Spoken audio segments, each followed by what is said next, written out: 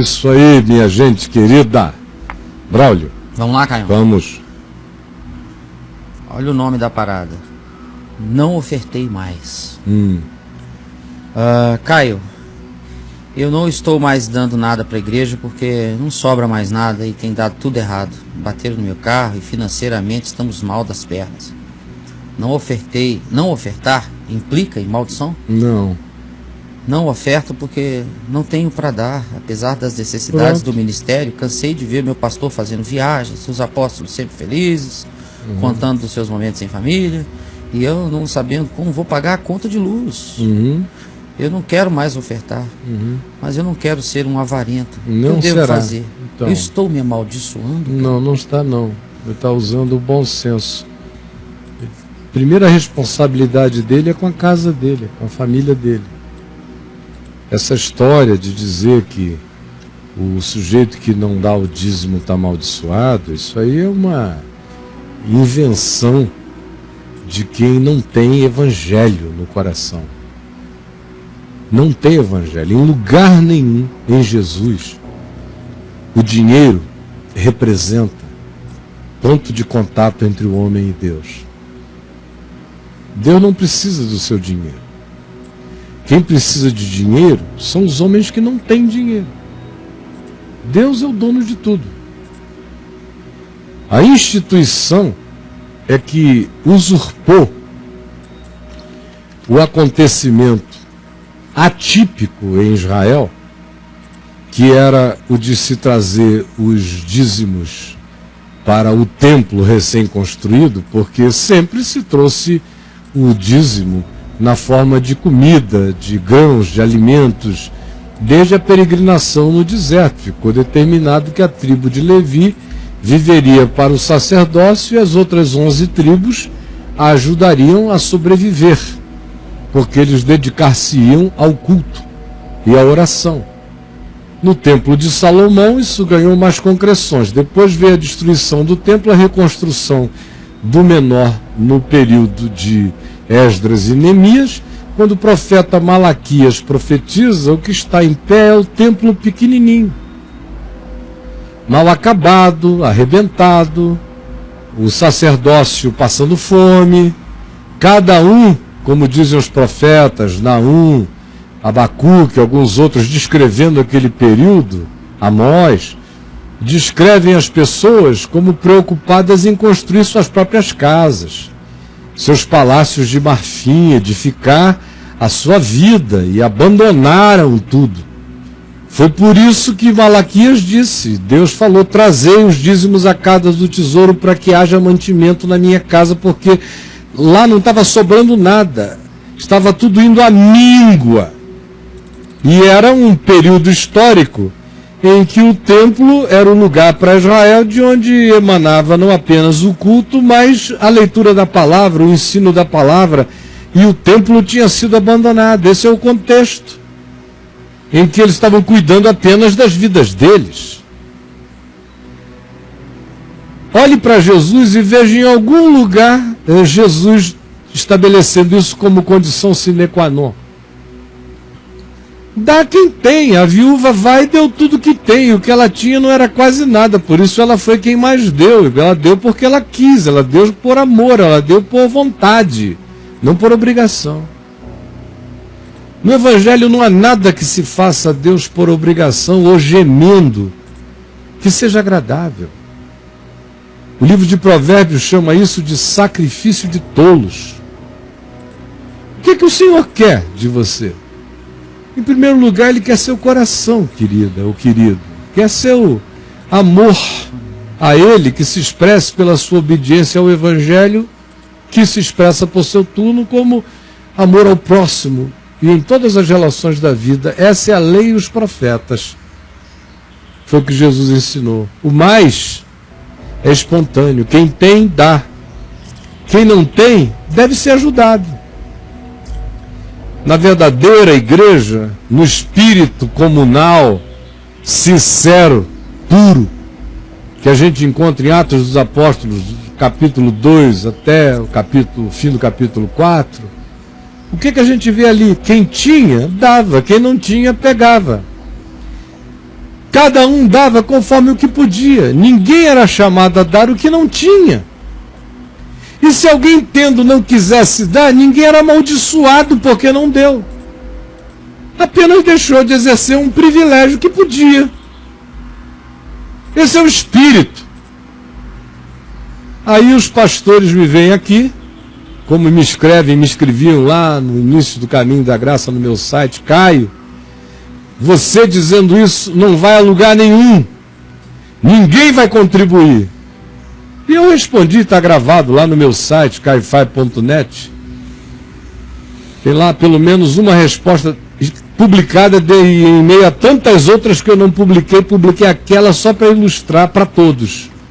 O cara dizendo assim, sem medo, sem ameaçar, sem maldição, ninguém vai te ajudar. Eu falei, eu prefiro não receber ajuda de ninguém. Se quem vier me ajudar por medo ou maldição. Eu só quero aqui as migalhas do amor. Como foi o que Jesus praticou e ensinou. O que não esteja no espírito, no modo de Jesus tratar as coisas, eu não quero em mim. E eu olho para Jesus e só vejo ele dizendo o contrário, o oposto. O espírito não é esse. No Novo Testamento, você vê em Mateus 23, Jesus recriminando os fariseus na sua hipocrisia, que davam o dízimo do endro, do cominho, de tudo, e não praticavam as únicas e excelentes coisas da vida, segundo Deus, que era e são a fé, a misericórdia e o amor. Ele disse, vocês dão isso tudo, esse monte de dízimo, mas o que é essencial para Deus, vocês não entregam. Que é fé, misericórdia e amor. Vocês deviam dar o dízimo de vocês, se vocês têm para dar. Só tem dízimo para dar quem tem 90% de outra coisa. Quem não tem nada, não tem dízimo para dar. E daí? Dê o que você tem que dar sempre. Dê seu amor, dê sua alma, dê sua oração, dê sua alegria, dê sua mão, dê sua ajuda, dê sua presença, dê seu estímulo, dê sua solidariedade. Ninguém precisa ser rico para dar mais do que dízimo. Dá a vida.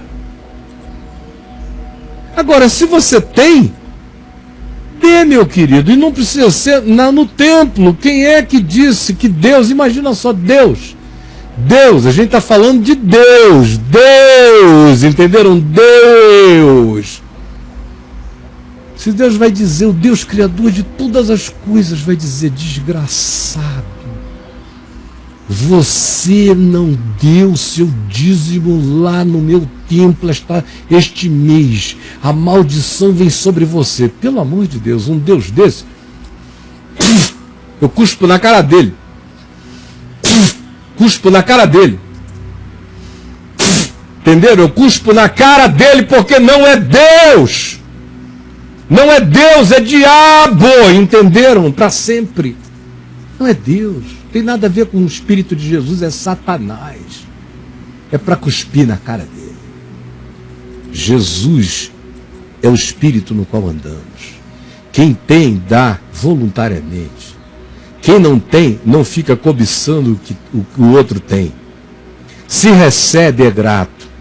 Quem tem e não dá, perdeu o privilégio de manifestar o amor de Deus no mundo. Quem não tem e gostaria de dar, mas não tem, diz, Senhor, eu gostaria muito de dar, mas eu não estou conseguindo dar para esse propósito, ou para essa ajuda, ou para esse socorro, porque tu sabes como eu estou, mas eu quero dar. E o Senhor recebe de quem não tem para dar o seu desejo de querer dar. Se o desejo for sincero, a oferta está feita. E no dia que você tiver, dê. E não precisa ficar pensando que Deus está preso àquele templo, porque se Deus preso a um prédio, a um CNPJ, eu digo, eu cuspo na cara. Vocês entenderam? É para cuspir na cara. Não é Deus. Não dá para entender que Deus não pode ser o diabo. Leia Paulo, em 2 Coríntios 8. Veja lá, está tão claro como é que a oferta acontece. A oferta acontece quando tem necessidade, quem pode dar. Quem dá com alegria. Dá conforme propõe no coração. Quem recebe, recebe com gratidão. Mas essa mecânica que me faz sentar aqui nesse trono e dizer, pô, eu sou o representante de Deus na terra. E essa organização que eu construí representa o cofre de Deus. Tragam, meus filhos, todos os dízimos ao Senhor. Eu o recebo por Ele e o aplico por Ele. E quem não fizer tal coisa está por Ele amaldiçoado. Eu lhes digo em nome de Jesus, quem faz assim são os feiticeiros mais malévolos da terra. E os que se submetem a isso são os escravos espirituais mais infelizes, porque chamam de Deus aquilo que só carrega o espírito do diabo. Se alguém quiser uma ajuda, eu creio que lá no meu site, se você entrar lá em pesquisa e escrever uma graça que poucos desejam, ou qualquer dessas palavras, poucos, graça ou desejam, você vai achar um livro meu lá para download de graça para você ler, chamado Uma Graça que Poucos Desejam, sobre dinheiro. Leia. É o que o Evangelho ensina sobre relação de um discípulo com dinheiro. O que passar disso, amigo, cuspa na cara. Não é mentira, não é verdade. Você trabalhe, organize a sua vidinha, cuide das suas coisas. Quando tiver, contribua com as causas nas quais você crê. Ou ajude gente simples, gente pobre, gente na miséria, gente passando necessidade.